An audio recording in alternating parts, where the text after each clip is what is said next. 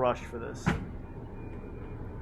Number one is, we talked a little bit about our cell phones being able to recognize us based really off of just the spacing of our facial features.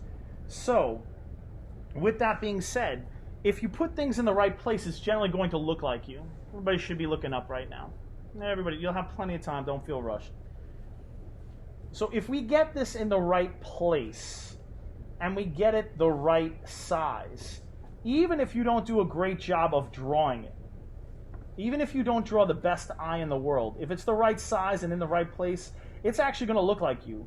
You might change the expression ever so slightly, or may miss a little bit of the detail, but if you draw the most perfect eye, one that, like, you know, is better than I could ever draw, better than anybody could ever draw, and you draw it perfect, but it's too big, or if it's too high or too low or over in the wrong place, it actually doesn't matter. It's not going to look right. It's not going to look human. We know that right away. We're good enough looking at faces that we can recognize that immediately.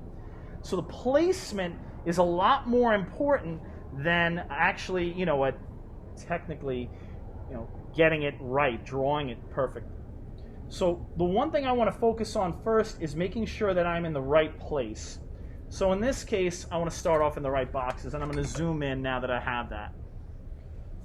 Everybody should just stop. I know some of you are still drawing. I really prefer that you just stop. Most classes, they ask you to work all the time. I'm asking you to stop working for a minute. So I got the right placement.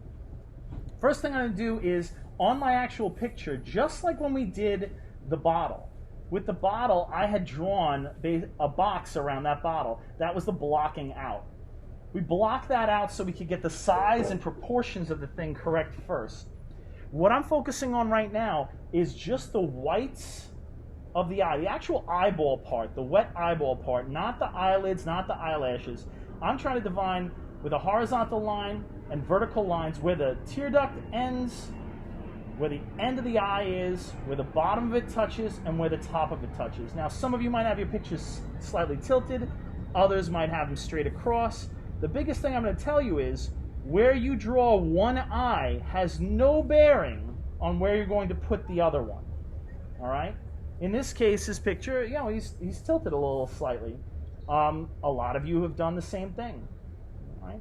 Even though we're all really, really symmetrical, that doesn't mean that our picture is going to be exactly symmetrical.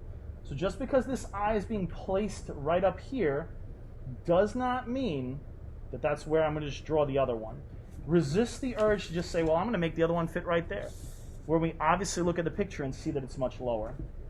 What I've done first is I've lightly drawn out a rectangle, and I've tried to fit it the best I can to where those intersect on the actual picture. Now, in this corner where his tear duct is, you can't really see it. It's too black. I drew it because I can draw it. If you can't see it, don't draw it. Okay? If you don't see something, don't draw it.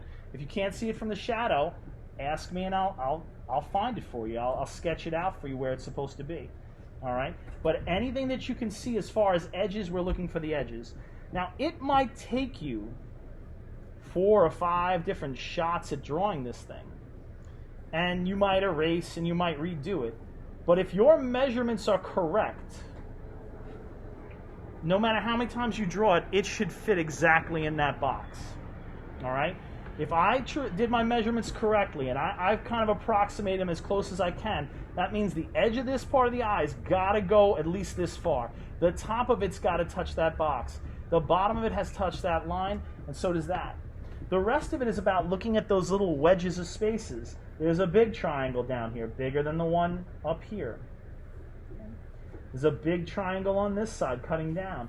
The eye is sort of tilted down. Even if I don't like the way I drew this one, erase it and redraw it. But again, it's got to fit here. If you draw it perfectly and it's too small, you're going to look like a monster. Now, with the iris, same thing, the color part of the eye. We see the color part of the eye, that circle touches, it touches down here in the bottom of the eye. I have a little bit of space inside that line.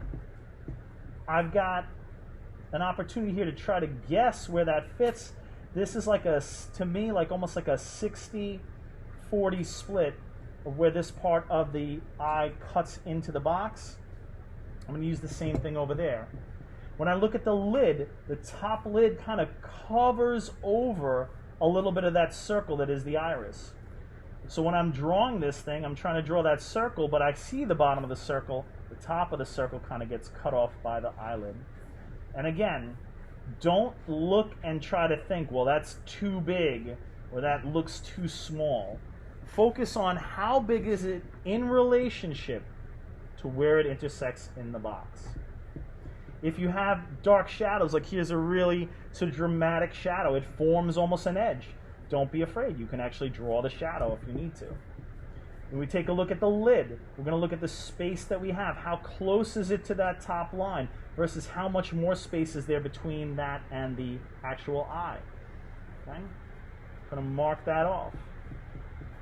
Everything is going to look a little bigger than you think it should be, and that's the case until we start shading into it.